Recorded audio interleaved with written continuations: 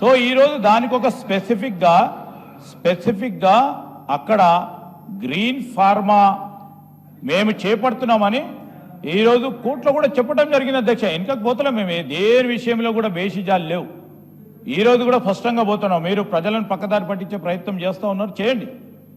కానీ మేము ప్రజలకు చేసే తీరును మంచి ఆలోచన ముందుకు పెట్టే ప్రయత్నం చేస్తూ ఉన్నాం అధ్యక్ష. వీరు చెప్తా ఉన్నారు, అరే 5,75,000 కోట్లు ఎంఓయూలు చేసుకున్నారంటే ఎందుకు చేసుకున్నారు, చేసుకోకుంటే బాగుండేదని వారి ఆలోచన కనబడతా ఉంది. సరే, వారి ఆలోచన ఆ విధంగా ఉంది కానివ్వండి.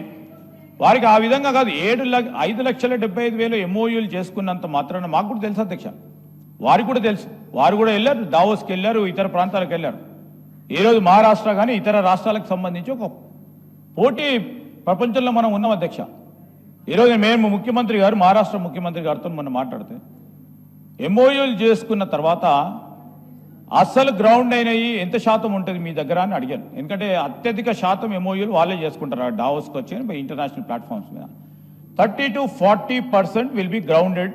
మా దగ్గర ఎప్పుడు కూడా ప్రతి సందర్భంలో అవుతుందని చెప్పారు, వారికి కూడా తెలుసు. నేను definitely I'm standing over here on this August house అధ్యక్ష. We will give the white paper, we will submit everything onto the floor of the house. We are striving very consciously, conscientiously, trying to prove ourselves that Telangana will definitely rise.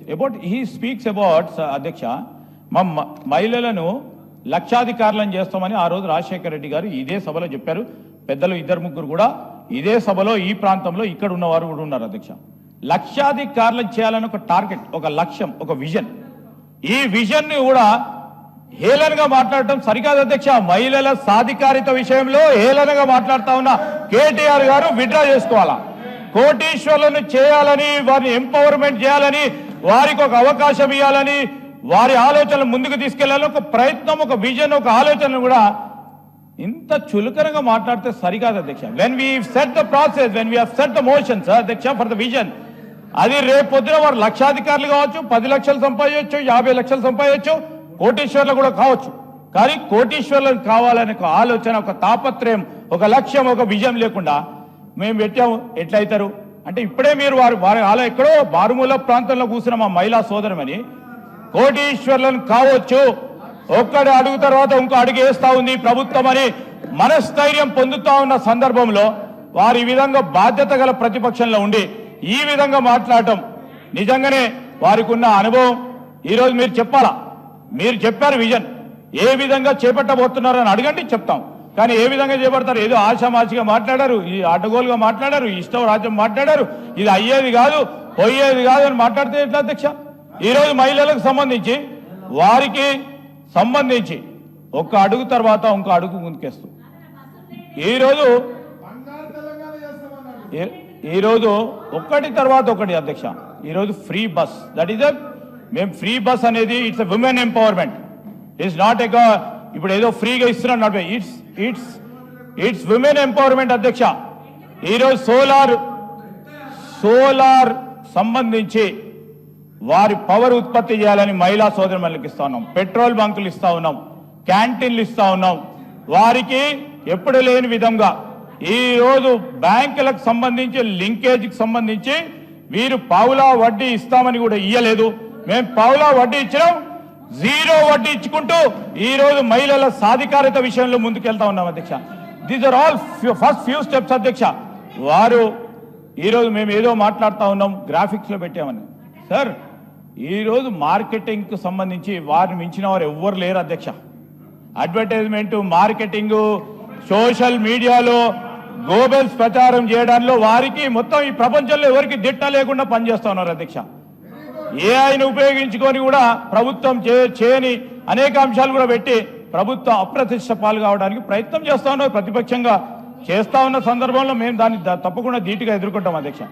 ఈ రోజు వారు చెప్తా ఉన్నారు, చరిత్రను మేము ఎప్పుడు కూడా పక్కన పెడతలేము అధ్యక్ష.